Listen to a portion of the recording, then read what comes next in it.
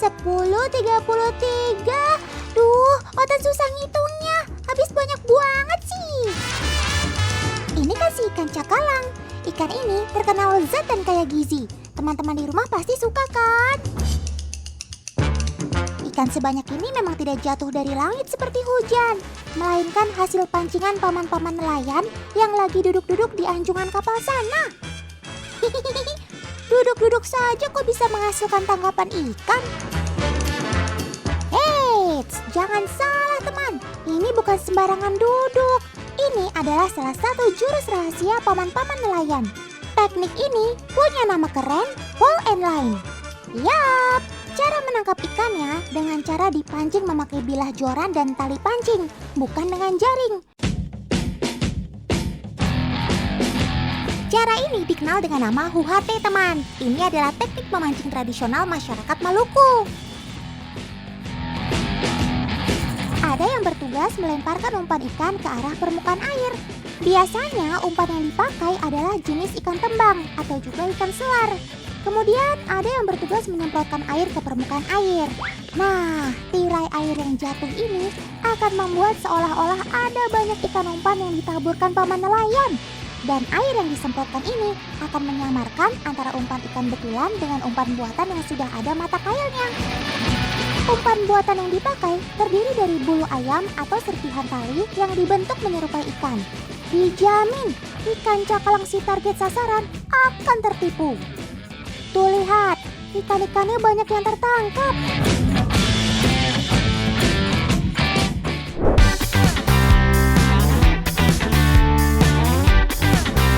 Indonesia memang kaya akan hasil lautnya, tapi bukan berarti boleh diambil berlebih-lebihan ya. Bahasa kerennya, penangkapan ikan terukur. Jadi jumlah tangkapannya diatur, cara pancingnya juga diatur, zona wilayah penangkapannya juga diatur. Yang mengatur ya Kementerian Perikanan dan Kelautan Republik Indonesia teman. Tujuannya agar hasil laut akan terus berkelanjutan dan ekosistem lautnya tetap lestari. Makanya teknik tradisional kayak Huhate yang ramah lingkungan begini patut dilestarikan supaya ikan hasil laut Indonesia tetap berkelanjutan. Cakalang dewasa usia setahun mampu bertelur hingga 2 juta butir setiap tahun loh teman. Makanya mereka juga harus diberikan waktu untuk berkembang biak dan tumbuh. Cakep! Hasil tangkapan cakalang ini ternyata bisa diolah jadi kuliner khas dan menjadi mata pencaharian buat masyarakat lokal loh.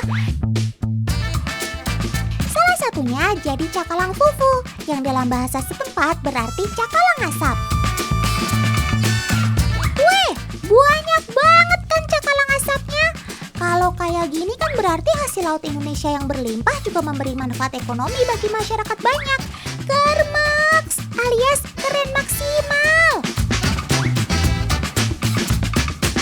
Nah, nggak cuma jadi cakalang asap kuliner Nusantara. Ternyata cakalang perairan timur Indonesia sangat diminati dunia. Tuh, sampai diekspor ke Jepang dan negara lainnya loh. Otan bisik ini ya, kalau Indonesia berkontribusi memasok 20% kebutuhan dunia akan ikan cakalang, tongkol, dan tuna. Jadi jangan heran kalau Kementerian Kelautan dan Perikanan Republik Indonesia menargetkan ekspor tahun 2023 mencapai 7,6 miliar dolar Amerika.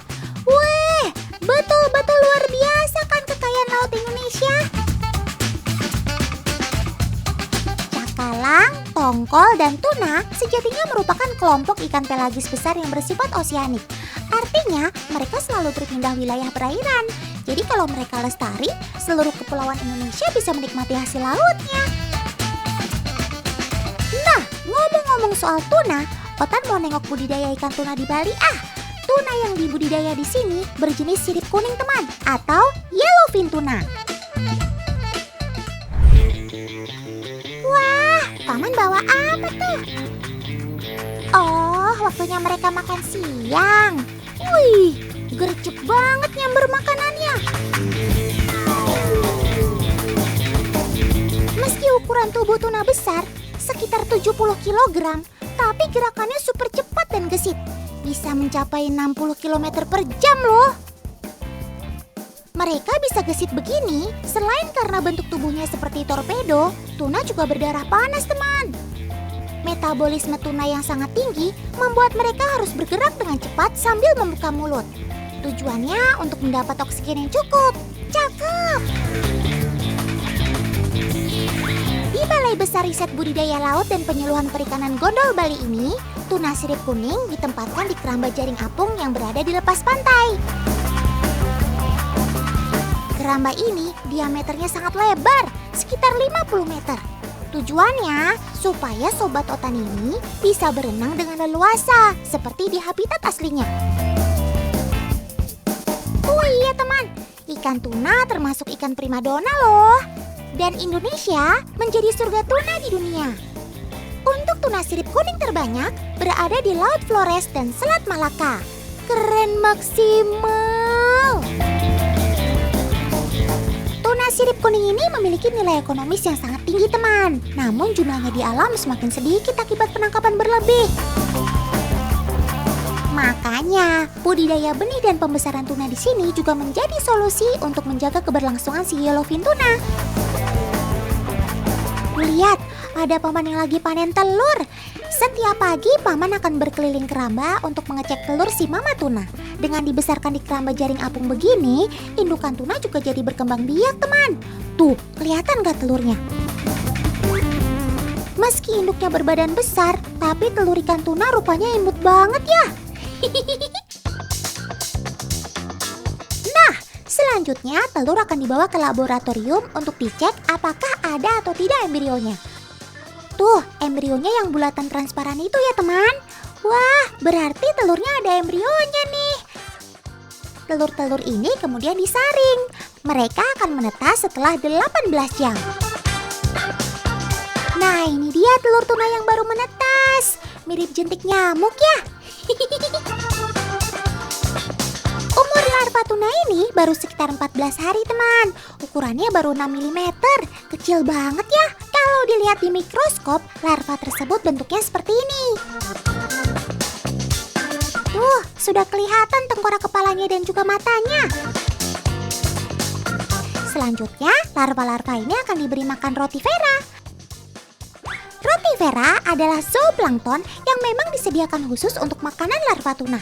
Hanya dalam tempo 1 bulan, baby tuna ini bisa tumbuh hingga berukuran 30 cm loh. Cepat banget kan perkembangannya? Kalau sudah juvenil atau remaja, tunanya kita pindahkan ke keramba jaring apung hingga dia menjadi dewasa.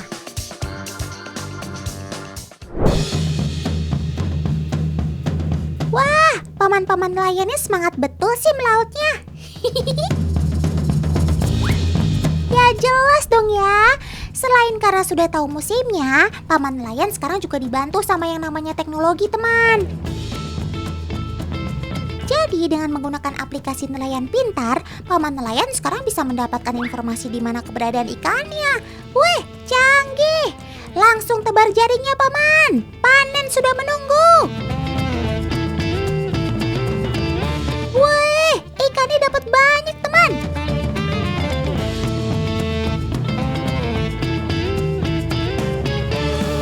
Aplikasi ini juga bisa memberi informasi keadaan cuaca, konsumsi bahan bakar, sampai harga jual ikannya. Nah, kalau gini kan paman nelayan bisa melaut dengan tenang. Kermaks. Tapi kalau sudah dibantu dengan teknologi, paman nelayan juga harus tetap taat sama peraturan ya. Alat yang digunakan untuk menangkap ikannya juga harus sesuai. API atau alat penangkap ikan memang ada beragam jenisnya teman. Namun ada juga API yang dilarang pemerintah karena bersifat merusak ekosistem bawah lautnya dan menangkap biota lautnya secara berlebihan. Bahkan ada yang malah merusak terumbu karang dan menangkap anakan ikan. Yang kayak gini nih, Otan gak suka. Paman nelayan tradisional pasti juga ikut dirugikan kan? Ketika capek-capek melaut nggak kebagian ikan. Makanya teman, meskipun kekayaan laut Indonesia begitu luar biasa, namun jangan sampai serakah dan tidak bertanggung jawab. Hasil laut yang seharusnya bisa dipanen berkelanjutan, jangan dihabiskan hanya untuk mengejar untung sesaat ya.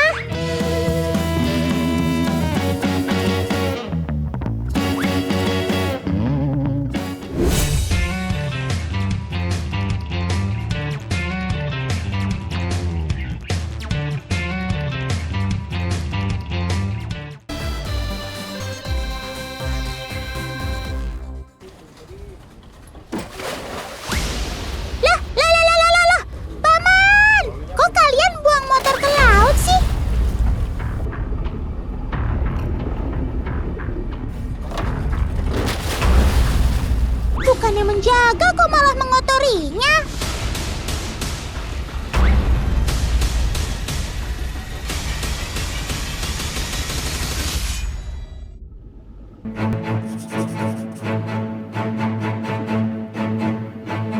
Yalah, ternyata tujuan motor-motor ini buang ke laut untuk kegiatan penyelamatan terumbu karang teman, yang dilakukan komunitas penyelam dan bekerja sama dengan Polda Sulawesi Utara. Dari motor ini, nantinya akan tumbuh karang-karang baru yang akan menjadi rumah bagi ikan-ikan. Susun yang rapih ya Paman, agar sobat-sobat Otan nyaman tinggal di rumah barunya.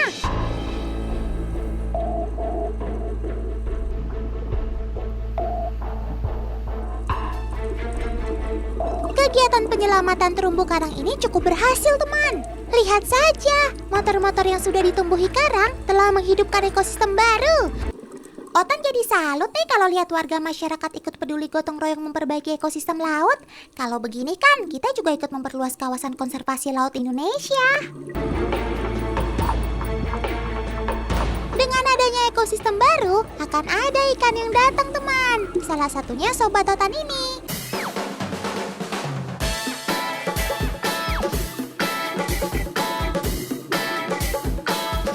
Warna tubuhnya yang hitam dengan bintik-bintik putih menjadi daya tarik Sobat Otan satu ini. Seiring bertambahnya usia, warna tubuhnya perlahan-lahan akan menjadi abu-abu.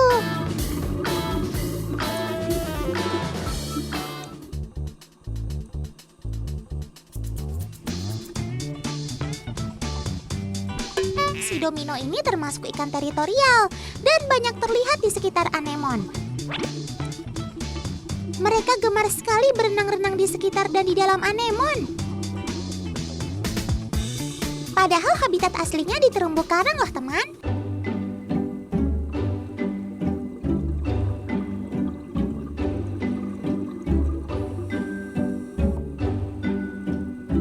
Domino ini beradaptasi dengan anemon dengan cara meniru Nemo yang merupakan penghuni anemon. Nemo pun sepertinya tidak keberatan dengan adanya si domino di sekitarnya. Hal ini dilakukan domino agar dapat bertahan hidup dari predatornya teman.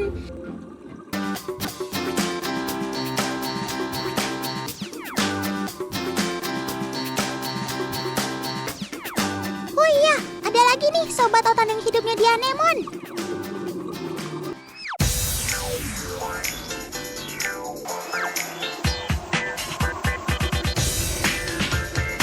Ikan kardinal merupakan ikan nokturnal teman, yaitu aktif mencari makan pada malam hari. Makanan utamanya berupa plankton dan ikan kecil.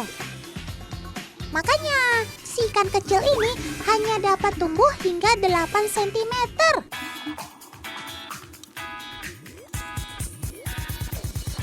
Pada musim kawin, ikan kardinal jantan akan melakukan gerakan seperti menari dan berenang-renang di sekitar betinanya untuk menarik perhatian. Kalau sudah berhasil, pasti deh akan terus berdua.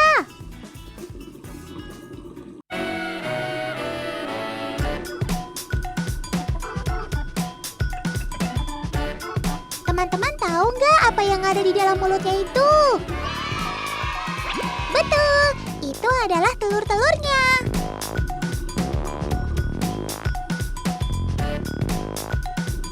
Ikan kardinal jantan melakukan pengeraman di dalam mulutnya, atau yang dikenal juga dengan mouth breather. Selama proses pengeraman ini, sesekali indukan akan membuka mulutnya untuk sirkulasi air dan memberi oksigen untuk telur.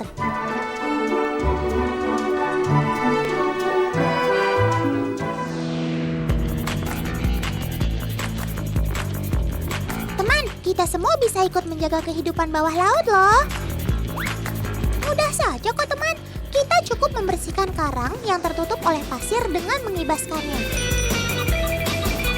Karena pasir yang menumpuk pada karang akan menghambat pertumbuhannya.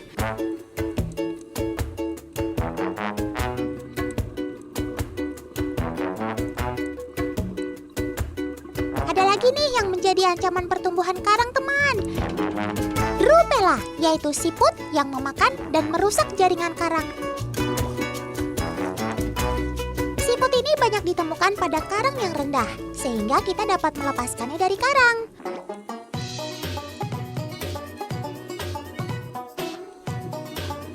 Otan kasih tips nih teman, cara untuk melepaskan drupela dari karang. Kalian cukup menggunakan kawat besi yang tipis untuk mendorong drupela tersebut sehingga lepas dari karang.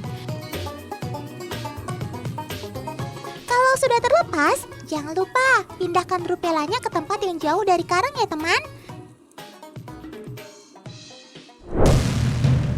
Loh kak, kecapean habis lihat terumbu karang ya? Kak, hati-hati ada yang mendekat. Besar banget tuh. Kakak dengar otan gak sih?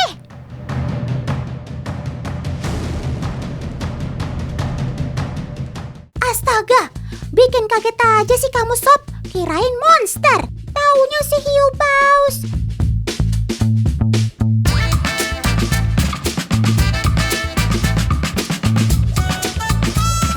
Bisa dibilang sobat otan ini muka Paman Rambo dan hatinya Paman Rinto, alias baik hati gitu. Jadi gak perlu panik ya teman, aman. Mereka ini adalah hiu paus yang lagi ada di Gorontalo.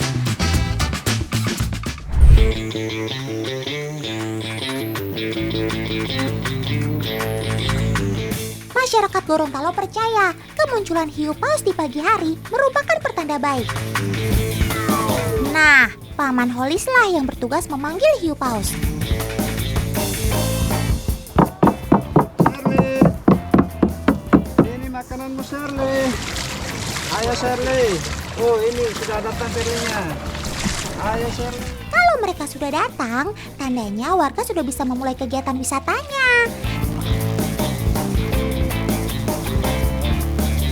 Hiu paus atau dikenal juga dengan sebutan whale shark memiliki nama latin Rhincodontypus. Sedangkan penyebutan lokal di Gorontalo yaitu Munggianggo hulalo. Dalam bahasa setempat memiliki arti hiu bulan karena terdapat corak bulat atau totol putih seperti bulan pada tubuhnya. Totol-totol putih ini merupakan tanda pengenal hiu paus, semacam sidik jari mereka gitu. Ukuran tubuhnya bisa mencapai 18 meter dengan berat sekitar 20 ton loh. Wah, besar banget kamu sob. Ini sih setara dengan truk tronton yang bermuatan penuh. Hiu paus termasuk filter feeder alias penyaring makanan. Jadi makannya dengan cara menghisap. Mulutnya super lebar dengan ukuran sekitar 1,5 meter dan mampu menghisap air hingga 6.000 liter per jam atau sekitar 300-an galon air loh. Namun tenang aja teman, air yang masuk akan keluar lagi melalui insangnya, sedangkan makanan masuk ke dalam perutnya.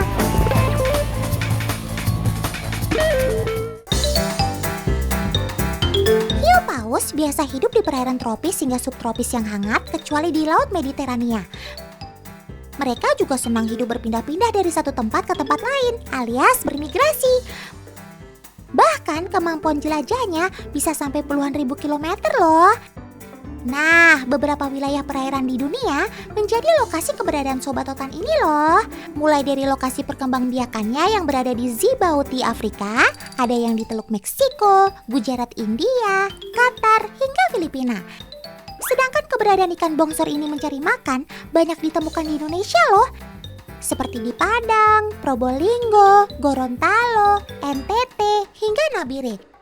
Intinya, dari Pulau Sumatera sampai Papua terdapat habitat hiu paus. Teman, sebagai ikan laut terbesar, hiu paus ternyata memiliki peranan yang sangat penting loh di lautan.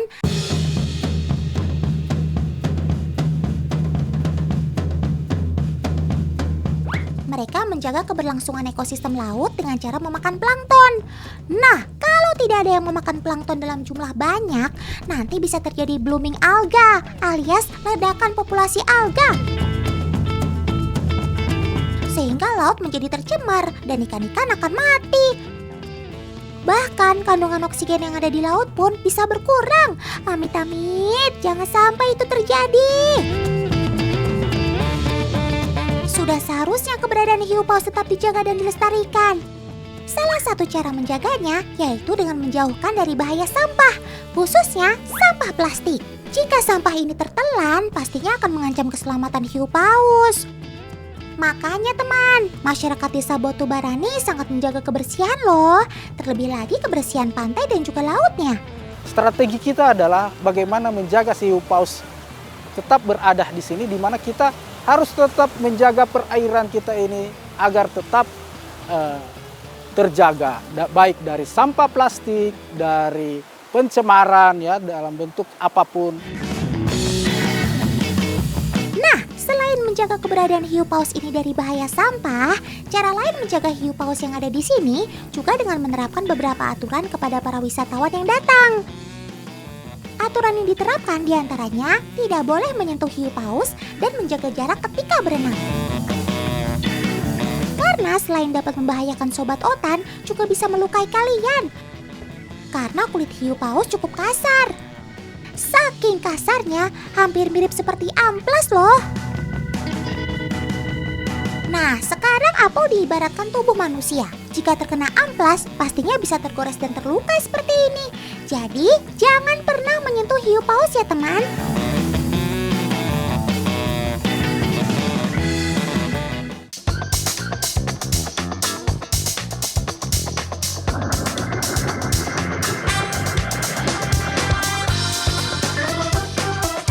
Oh ya, selain melakukan pemantauan, salah satu kegiatan yang biasanya dilakukan masyarakat di sini juga mengukur besar hiu paus teman.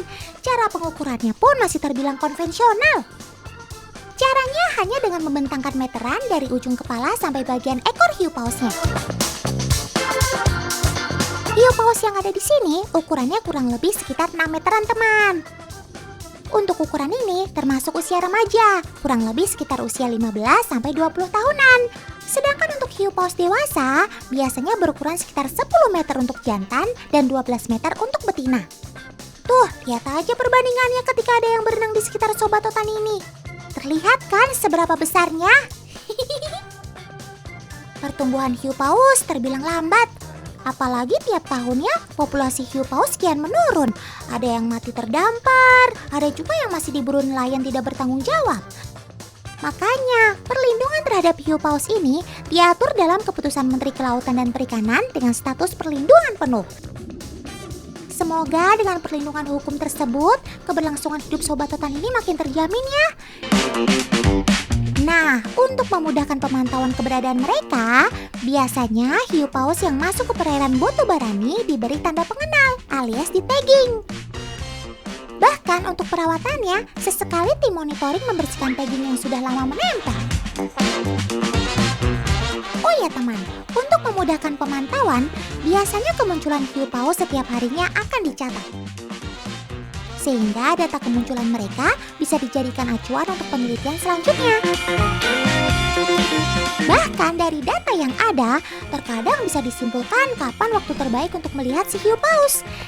Nah, menurut hasil pencatatan, waktu terbaik berkunjung ke desa wisata berkelas dunia ini sekitar bulan April hingga Juli ya. Catat ya teman.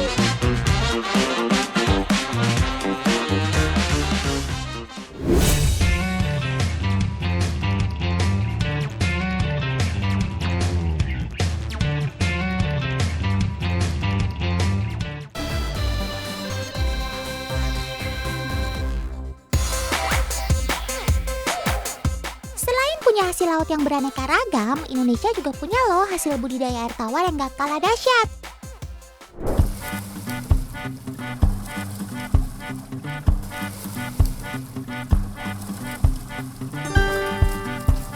Wih, lihat ukurannya teman. Wow, luar biasa. Super duper besar ya. Ini sih 10 kali lipat ukuran lele yang biasa kita lihat teman. Bisa buat berapa porsi nih kalau dibikin pecel lele? Kok ukurannya gede-gede begini ya? Pada dikasih makan apa sih? Ternyata rahasianya bukan pada makanan, melainkan karena faktor keturunan teman. Yap, lele sangkuriang ini adalah keturunan lele Dumbo yang didatangkan dari Afrika Selatan. Lele sangkuriang mulai diperkenalkan oleh Balai Besar Pengembangan Budidaya Air Tawar Sukabumi pada tahun 2004 teman. Sebelumnya, balai ini melakukan eksperimen dengan mengawinkan kerabat lele Dumbo betina generasi kedua atau F2 dengan lele Dumbo jantan generasi ke-6 atau F6. Tujuannya agar tidak terjadi kecacatan akibat masih berkerabat terlalu dekat. Ada alasannya teman, kenapa lele sangkuriang cepat jadi idola para peternak ikan. Pertama, mereka lebih cepat tumbuh. Kedua, telurnya melimpah. Ketiga, tahan penyakit. Dan keempat, mudah dipelihara. Hasil inovasi seperti ini rupanya berdampak juga pada kesejahteraan para peternak ikan air tawar. Cakep!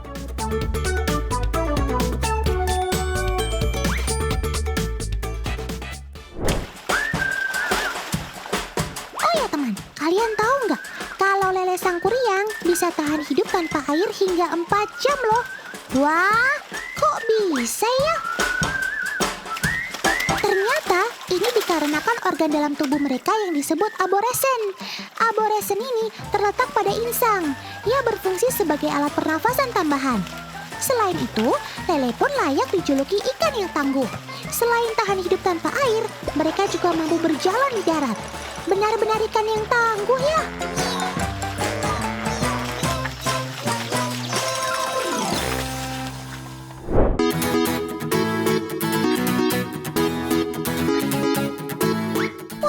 Otan mau kasih tahu satu lagi nih, Sobat Otan yang jadi kebanggaan Indonesia.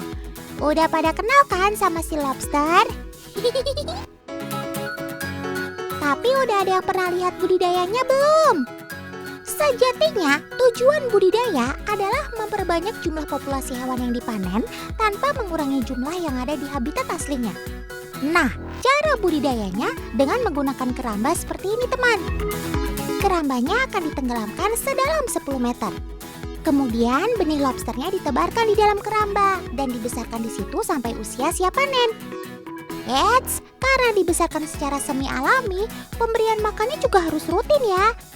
Tiap hari paman harus menyelam memberi makanan berupa ikan laut dan kerang loh. Sedikitnya setiap 4 bulan, satu keramba ini akan menghasilkan 1 kuintal lobster. Otan bisikin ya, ternyata setiap tahun ada 200 ton lebih lobster Indonesia yang dikirim ke luar negeri loh. Weh, kamu bikin bangga Otan deh sob.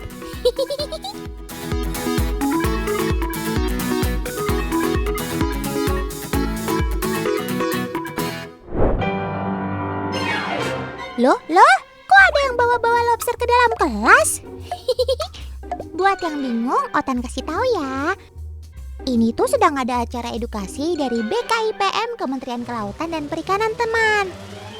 Mereka nggak cuma dijelaskan bagian tubuh, sifat, dan manfaat si lobster, tapi juga teman-teman Otan ini diajak melepas kembali ke alam.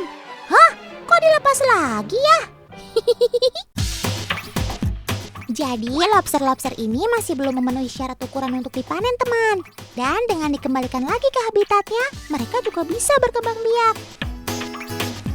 Nah, kalau belajarnya seru kayak gini kan, teman-teman Otan jadi ingat seterusnya. Nah, kalau laut dan biotanya sehat, nanti masyarakatnya ikut sejahtera juga kan?